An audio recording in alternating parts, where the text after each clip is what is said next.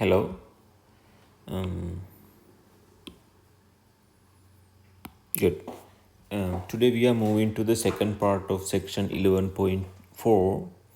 Section 11.4 is exponential and logarithmic functions. And then we are going to learn graphs and orders of them. When I say orders, they are the orders that we learned in one of the previous section, that is theta, order omega, and then order big O. Those are the orders that we have already learned. This is chapter 11, analysis of algorithms efficiency. Let's move to the first slide. Exponential and logarithmic orders. The graph of the logarithmic function with base b greater than 1 lies below the graph of every power function with a positive exponent, and the graph of the exponential function with base b greater than 1 lies above the graph of each of the power functions. Alright, so these are well-known things that you have learned in calculus 1. Let me here we are talking about the logarithmic functions and then the power functions. All right, so these are the ones we are talking here. And then go down. Here you have the above information summarized in a small box. All right, so you have this logarithmic function log of x to the base b is always less than or equal to x to the power r. Alright, this is for every real number x is greater than or equal to s. And then in the next case, we have x to the power r, and here this is b to the power x. X to the power r is less than or equal to b to the power x. This is for every real number x greater than or equal to s. Alright. Later I'm going to draw this in a plot. See, later I'm going to draw that. Because of that reason, let's move to the next slide. Okay, next slide tells these statements have the following implications for O notation. Okay, now we are talking about the O notation. As you remember, O notation bounds functions above. Okay, if I just give you a quick review of the O notation. O notation works like this. Let's say you have a curve like this. Okay, O notation bounds it above. Okay, it bounds it above. So let me mark this like that.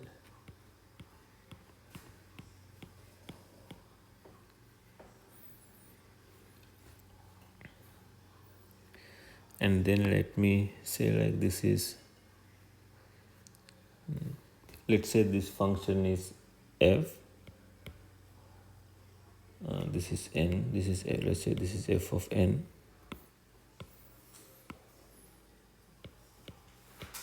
And let's say the above function is b times g of n. Let's say this value is n. If this happens, we say Fn is big O notation of g of n. Okay, so that is how you define the O notation. Keep that in mind. O notation bounds the given function above. Okay, it bounds the given function above. As I show you, it bounds above. See, this is the function that bounds Fn above. Alright, so that is the O notation that we learned earlier. Here you see that in the previous slide you have seen that log of x to the base b is bounded above by x to the power r. Alright, so you can replace x by n, so it will be log of n to the base b less than or equal n to the power r. Okay, now you see this is the, let me write this right here. This is the upper bound, like bounded above. Okay, so this is the upper bound.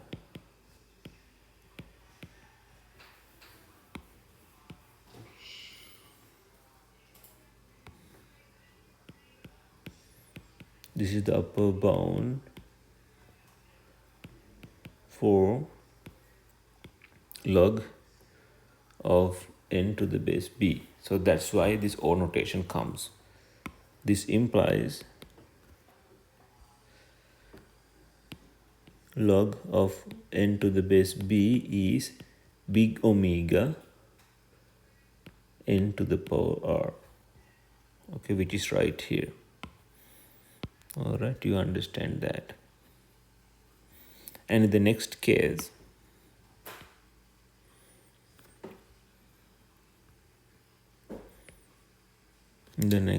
we have x to the power r bounded above by b to the power x, which implies just replace x by n to the power r bounded b to the power n. Again, this is the upper bound.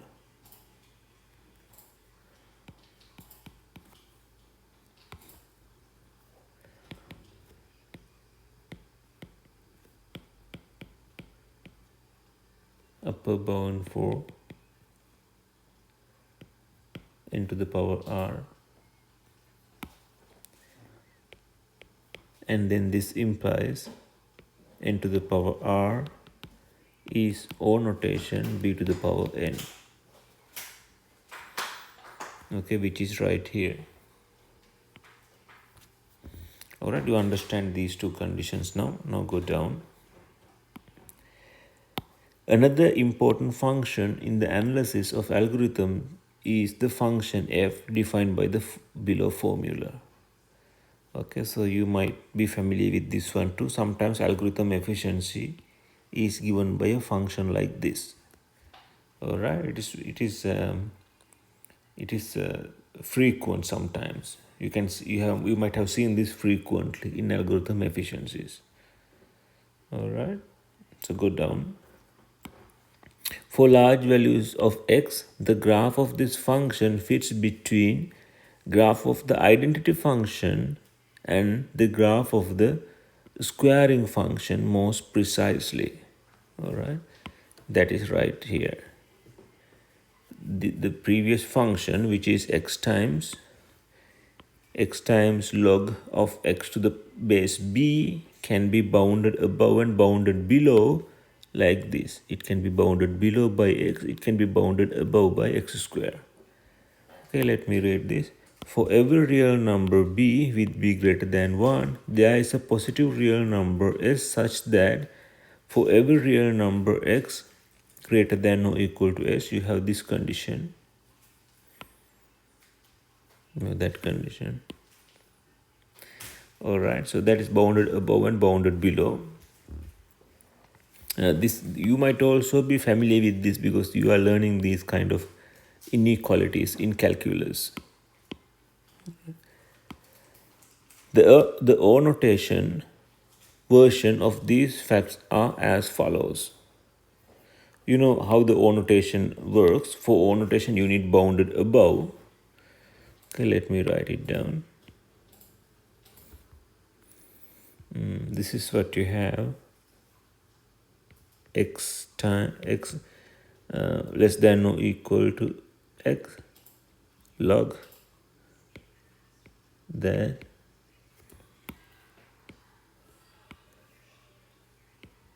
and this and x square. Okay, you could split this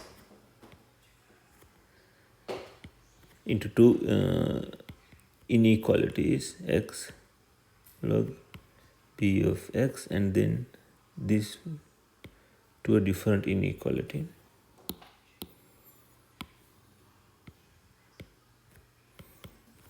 Which is x log bx less than or equal to x to the power square, x to the power 2, right? So there are two inequalities in this single inequality. Now we're going to consider one at a time. In the first case, you could write x less than or equal to x log of x to the base b. Here let me replace x by n less than or equal n log that. If this happens, this is actually the upper bound. Okay, so this is the upper bound.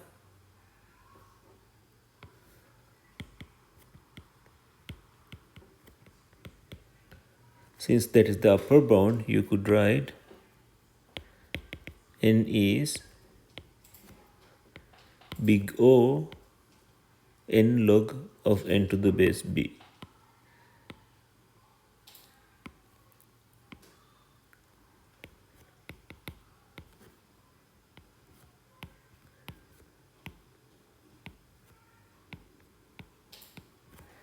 Alright, let's go to the next slide. Next inequality. The next inequality goes like this. You have x log of x to the base b less than or equal to x square. Again, replace x by n. So you have n log n to the base b. Then here you have n square. Again, this one is the upper bound.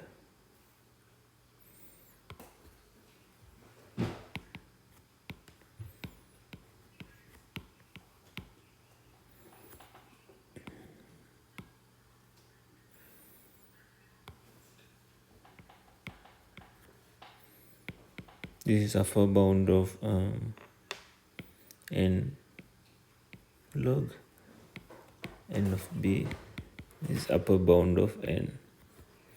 Okay, then that means you can just use the O notation. N log of n to the base b is big O n square. Alright, so those two conditions are given here, that and this. Now you know how they comes. Alright, so let's move to the next slide.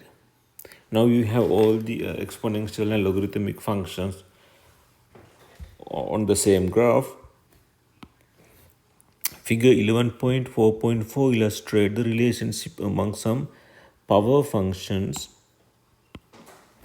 and logarithmic functions with base 2 and the exponential function with base 2 and the function defined by the formula that. Okay, so there are four main types of functions here. The first one is power function, logarithmic function with base 2, exponential function with base 2, and then the final type is function defined by the formula x log of x to the base 2. Okay, so these how the functions will look like. So this is the least among the functions.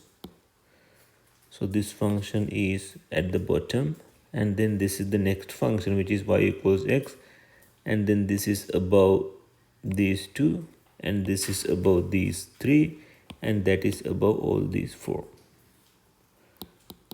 Okay, mostly you have done these plots in calculus. So let me move to the next slide. These are not hard things. All right. Example 11.4.5. This is an example.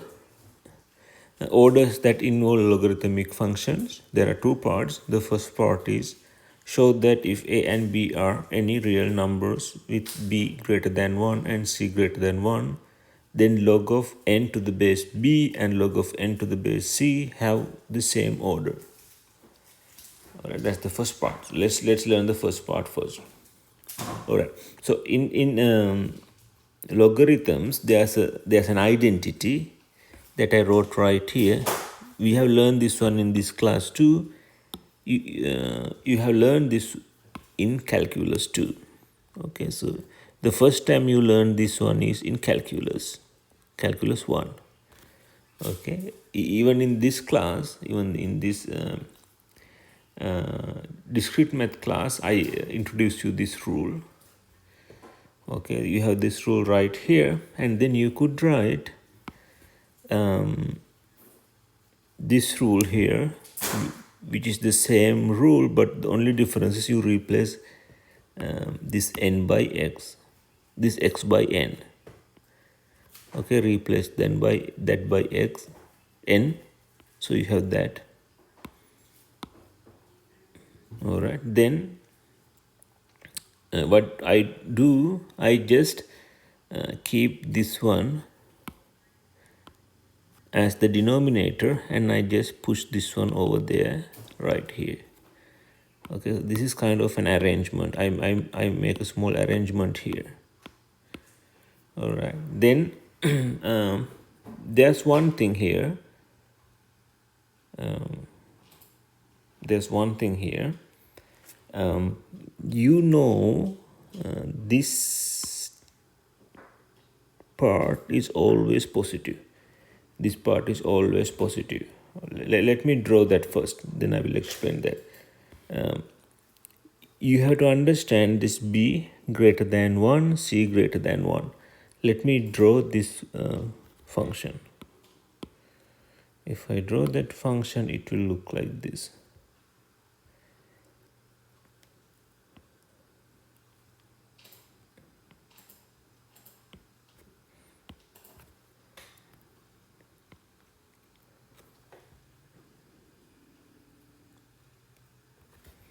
Alright, this is the logarithmic function. This is n, and this is actually log of b to the base c. And here you have 1.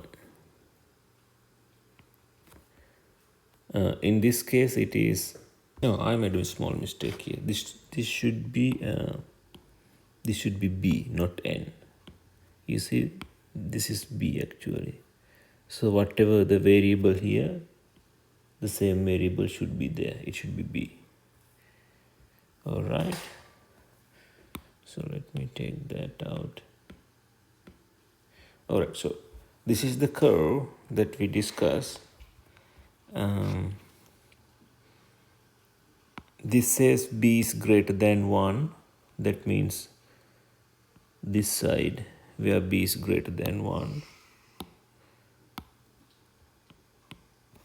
All right.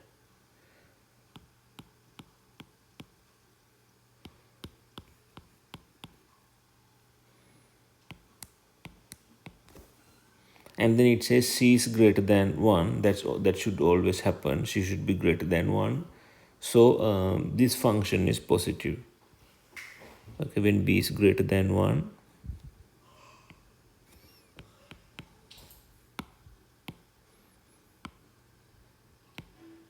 Log of b to the base c is positive.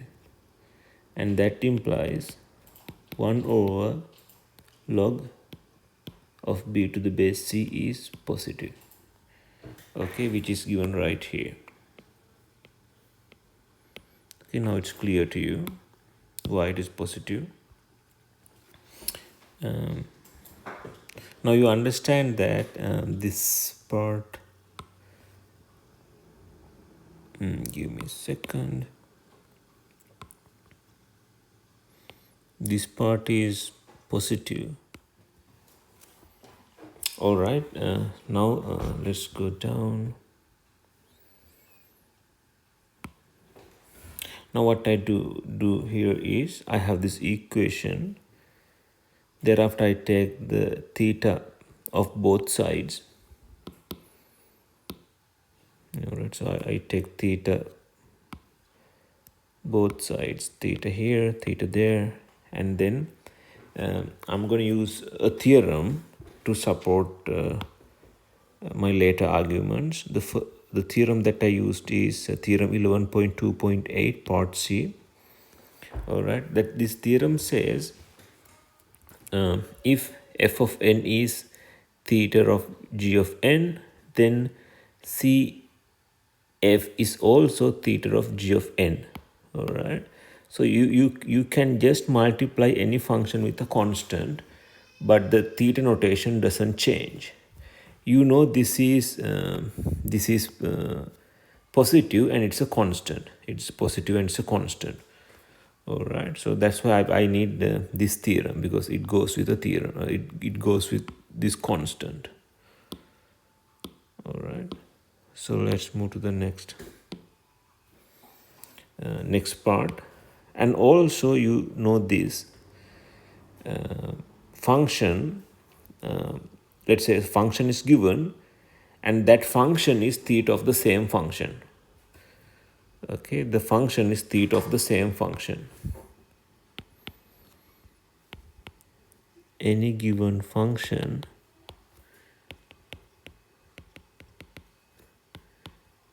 is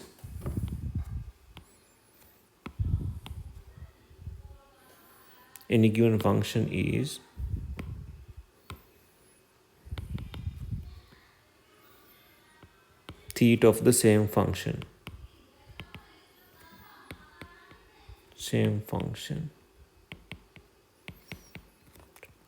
All right, as I explained you before, you know this is a constant, this is positive and a constant.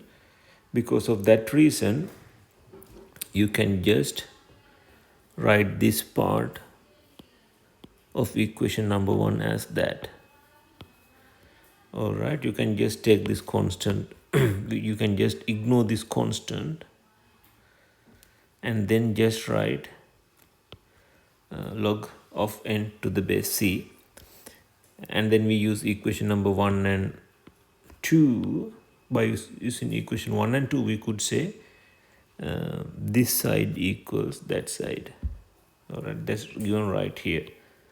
That means theta of log n of n to the base b equals theta of log n to the base c. The meaning of that one is log n and log n to the base b and log n to the base c have the same orders. Okay, so that's the solution for part A. Now just move to part B. All right, in part B, we have to show that we have to show this condition. For that, we are going to use theorem 11.2.7. You have learned this in section 2. This is a very important theorem. This theorem says something we have already discussed, which is fn is theta of fn. Can you remember we used the same condition in the previous part? Right here. We use the same thing right here. Fn is theta fn. Actually, let me write that here. So this is from theorem 11.2.7 part A. Okay, theorem 11.2.7 part A. Because of this condition, we could say that n is theta of n log n is theta of n log n. Okay, so this argument is supported by that theorem. All right, and then let's go down. In addition to that, we have another property, which property 11.4.13 that we have learned early in this section in today's class. We learned this condition: x is less than or equal to x log of x to the base b, and then x log x to the base b is less than or equal to x square. So we only consider these two functions, and then we replace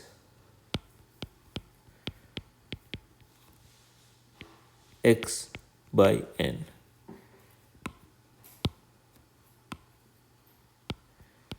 We replace x by n, and then we get this inequality.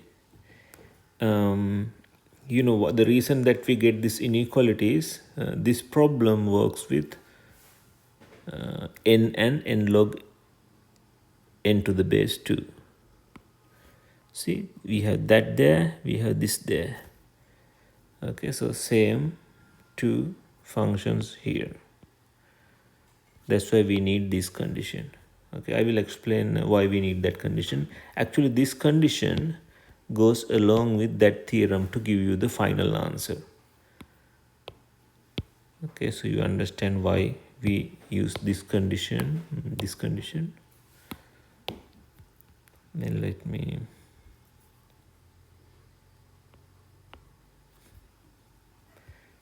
okay, now there's another theorem, theorem 11.2.9. This theorem says if f1n is theta g1 of n and f2n is theta g2n, and if there's a real number s so that this condition holds, that means g2 is bigger than g1, and then the order of that one is actually the bigger function. Okay, so here you have this to be bigger, and order is that they are related. All right, so this is a very nice function. You have that one there, which is right here. You have this one here, which is right there. Okay, and g2 is over there, which is the biggest among g1 and g2. So the order goes like this. So the order goes like that. All right. So this theorem is so important here. Why it is so important? Since this is bigger than that, you can just keep this one inside theta. You can only keep that one inside theta. All right. So that is explained here. Let me read it. If fn1 is theta g1n and f2n is theta g2n, and if there's a real number s so that g1 of n is less than or equal to g2n for every integer n is greater than s, then this condition holds. That means we have the final result. So in our case, first we already found that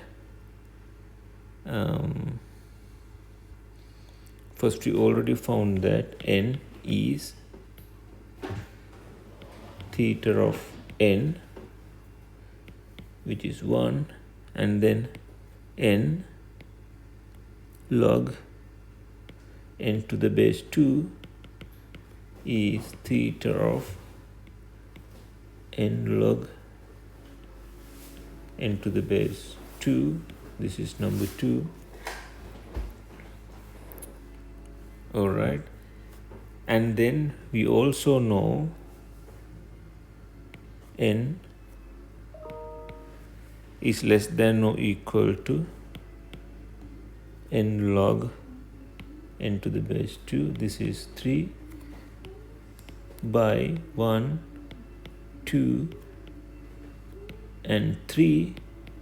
We have n plus n log 2n is theta of the bigger function. Okay, the bigger function is n log that, which is the bigger function here, bigger function there, and this is that, and this is this. All right, so this part is straightforward in that case.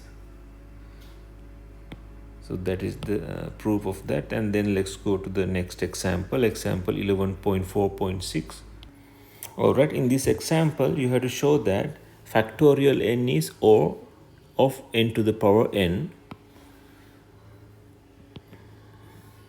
All right, factorial n could be written down like this. All right, it's just 1 times 2 times the multiplication up to n, and then each of these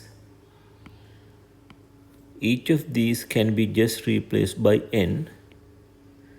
I'm just replacing every of these numbers by n, so you just put the greater than or equal symbol here. Because of that replacement, you put greater than or equal to, and then you have n here, n here, n, and that means n to the power n. All right, and then you have this upper bound. You have this upper bound which is written right here. Factorial n is upper bounded by n to the power n. So this is upper bound case. That means it is O notation. All right, you understood the O notation. In O notation, it is actually the upper bound. So you have a function like that. O notation. In O notation, it should be bounded like this.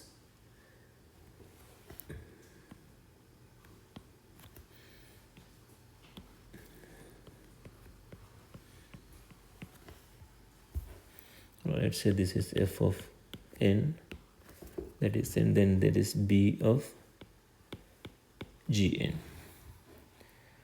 All right, so it is always the upper bound. That means f of n is O g of n. All right, so that is the previous example, and then go to the next example, 11.4.7. In this problem, sum of the form 1 plus half plus 1/3 up to 1n, this is called harmonic sums. All right, they occur in the analysis of various computer algorithms such as quicksort. We have to show that this is just theta of ln n. Okay, so for that we have to, I'm just directing you through several steps. You have to follow these steps and then show the results, from step A to D. All right, these are the 4 steps. In step A, you have to show this condition and that condition by using these 2 graphs. All right, this step is very easy, that I explain with details here, so you can read that and understand how do I explain that. For now, I'm just going to explain it by using these 2 plots. What I'm telling here is, let's say you have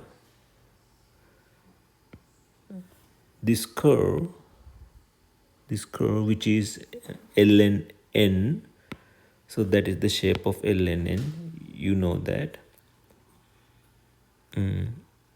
I'm sorry, it's my bad. But what I'm saying is this curve is just 1 over x.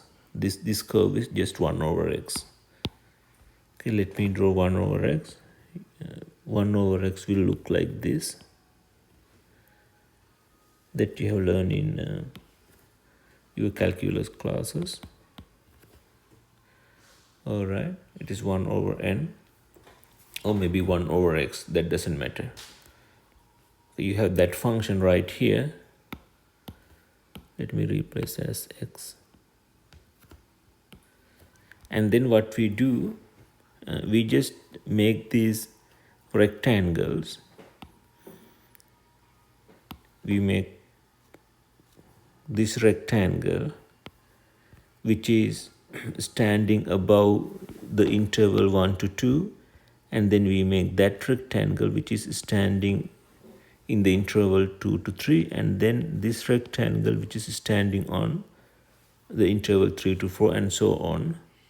All right, now you can see this this sum of the rectangles is less than the area under the curve.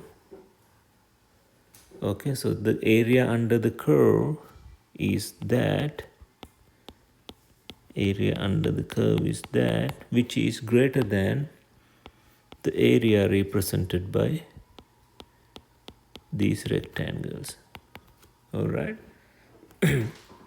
In the next case, you have rectangles like this. Now you are making rectangles standing on the interval 1, 2, but it stands up until 1. Okay, and then this rectangle stands up until half, and so on. Now the rectangles are taller. Previous time the height was half here, and so on. All right, now in new case it goes until the upper edge.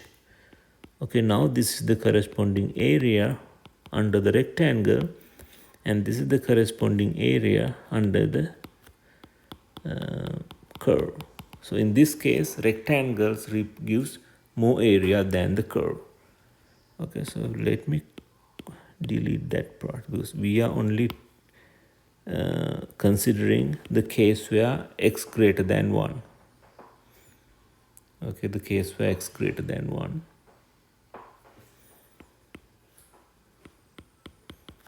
Here also let me delete that because we are considering the case x greater than 1.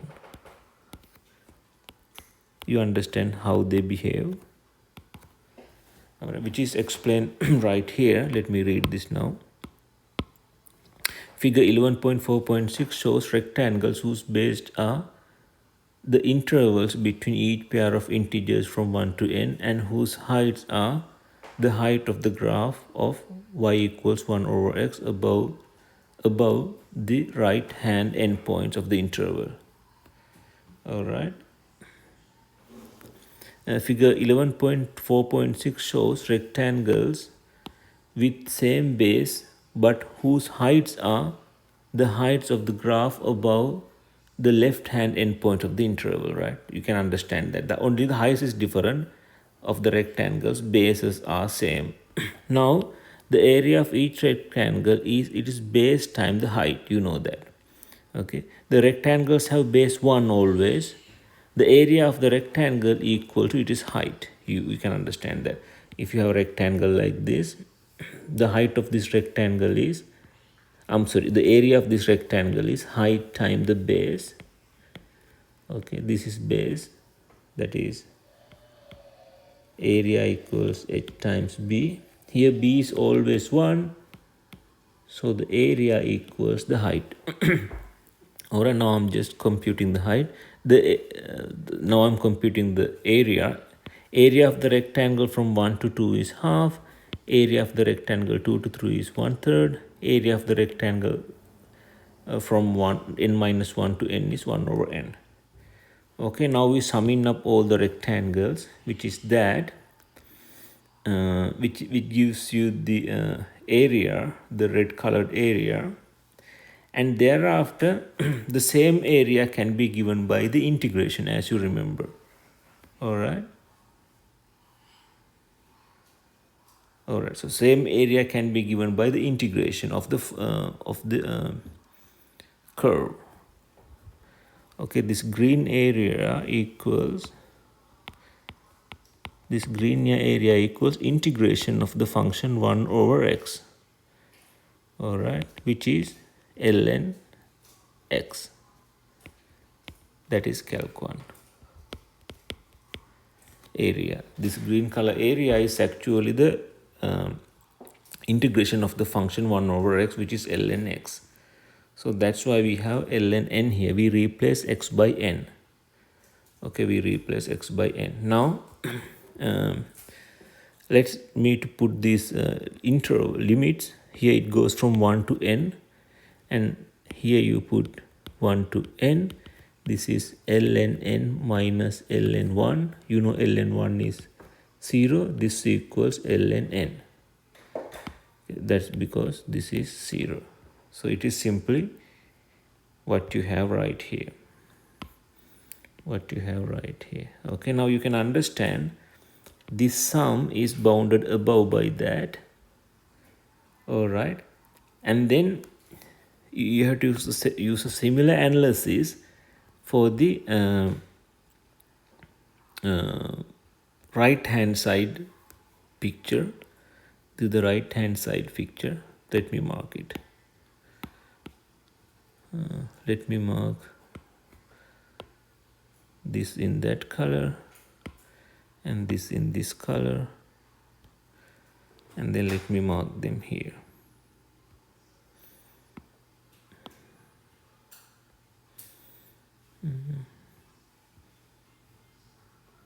This is that,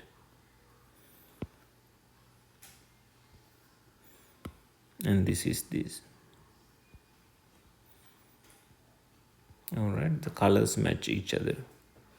All right, in this case you can see the red color area is bigger than the green color area.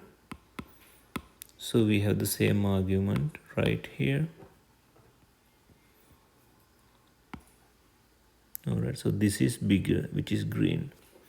Let me mark that too. This is always green.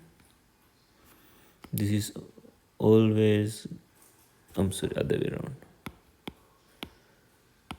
This is always green, that is always green. This is red, that is red. All right, that is the first part. We completed the first part for the first step. Now move to the second step. The second step says,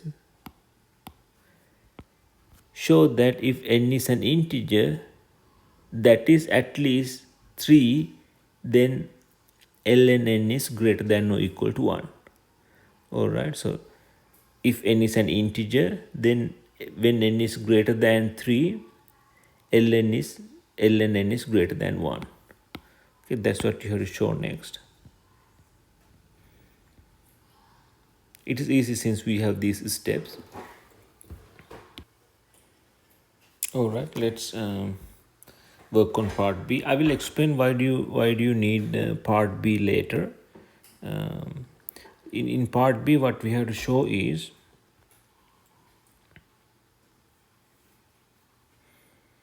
you have to show that if n is an integer that is at least 3, then this happens. All right, so let's go to that part. Let's consider ln 1 where n equals 1, and then ln 2 where n equals 2, and then ln 3 where n equals 3, and so on. You know ln 1 is always 0. You know ln 2 is a number, but I'm not going to write it down. ln 3 is also a number, but I'm not going to write it down. Now what I'm going to show you is just take some e here. Now consider ln e. Actually ln e is 1. Okay, ln e is 1. That is, by using this analysis, you could say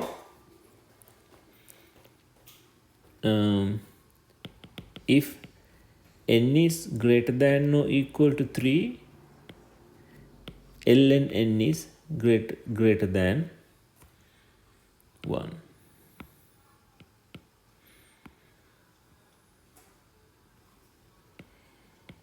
Okay, so I assume that you understand that when n equals 1, ln 1 is 0. when n equals 2, that I don't know, don't worry about that. I can use the calculator for that. ln 3, that I don't know, I can use the calculator for that. But I know one thing here, when it is e, which is between 2 and 3, if you need the exact value of e, which is 2.7,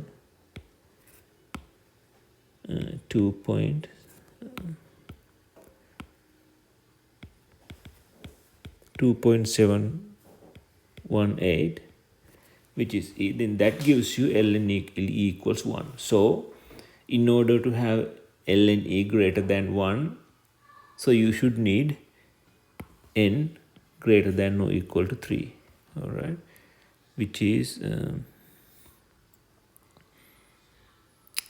right here.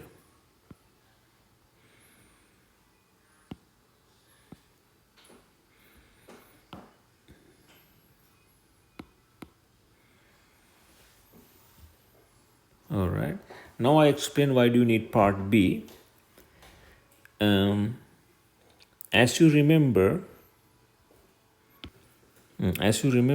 we wanted to show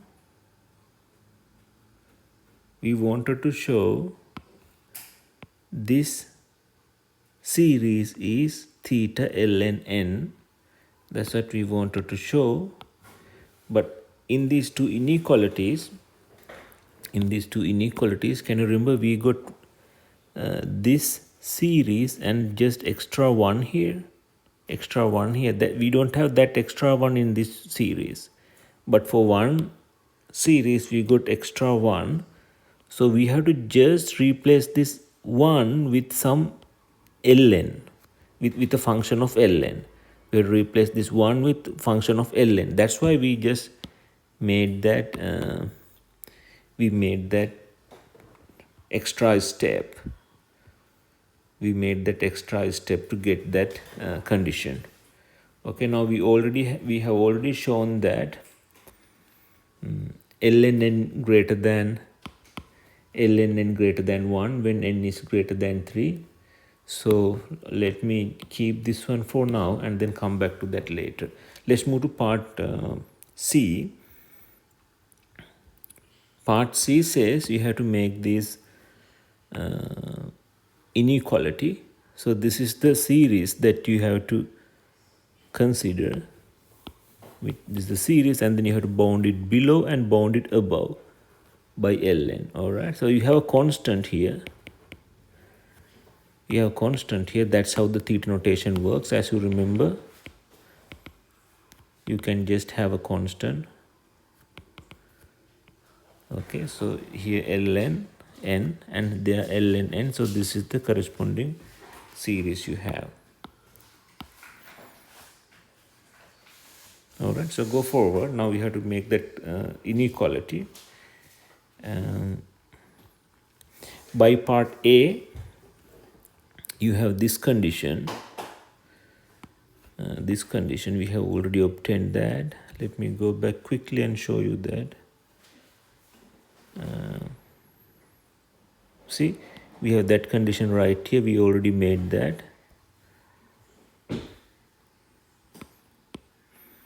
Then what we are doing here is just taking the result that we obtained from part B, which is that, all right, which is right here. You can replace this. I'm sorry, my n is deleted. You can just replace this by equal sign. That's all right. If you need, you can replace that by an equal sign. All right. And then you have this condition right there.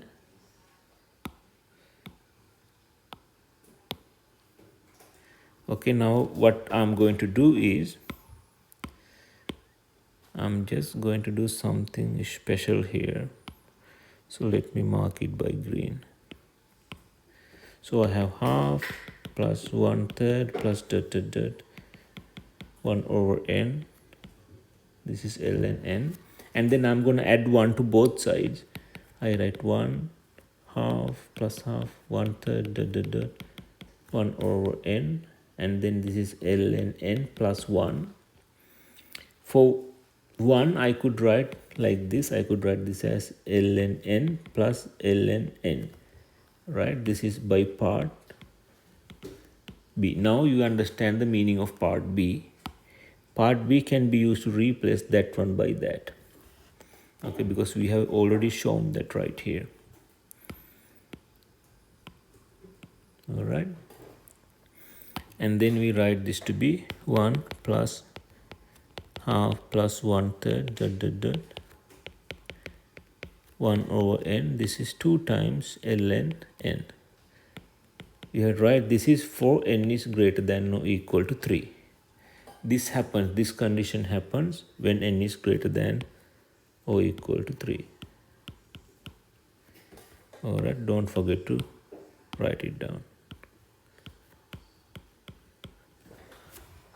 Alright, now we have this condition right here. Alright, now go to part D. In part D, still it's part C. You have to just write the entire inequality. You have already know this. You already know that part because we have shown that early. This is part A, and then that is part C. All right, part A and part C. And what you see here is there's the corresponding series at the middle, and then it is bounded below by that, and it is bounded above by a constant times that. So that is the exact definition of theta. Okay, so that is the exact definition of theta. So we get this function is theta ln n. All right, so that is the exact definition of theta. So that's the end of the class. Thank you very much.